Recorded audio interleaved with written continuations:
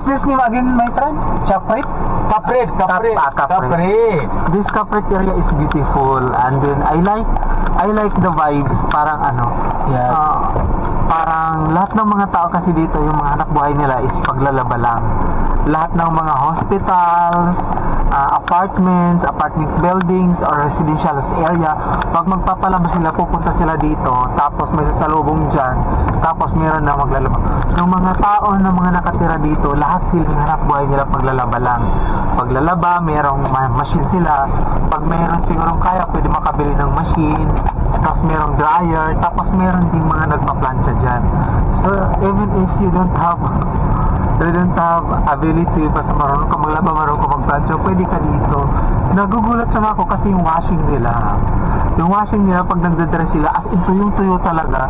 Yung mga nabibili kasi natin na washing machine, yung or dryer, pag dinadry natin, kailangan pa natin isampay kahit paano. Pero dito yung dryer nila, tuyo talaga. And then I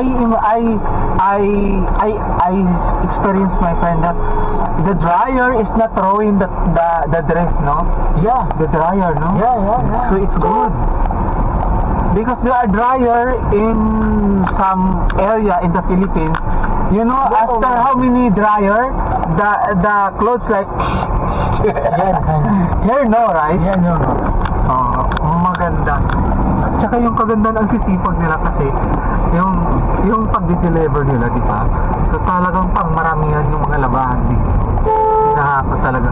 Tapos para silang may mga kalayasa na yun yung the kalaysa, right?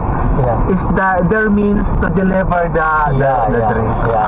All over Mumbai. Yeah, Mumbai. Just imagine all over Mumbai. Yes. And all over Mumbai also come here to wash their dress. Yes. Their laundry. This one, 5,000 people working. 5,000. 5,000? Yes. And the washing, iron, different department. Oh, okay. And the delivery, and the come back, and the keep this one hotel, room, hospital, and everything. People go inside.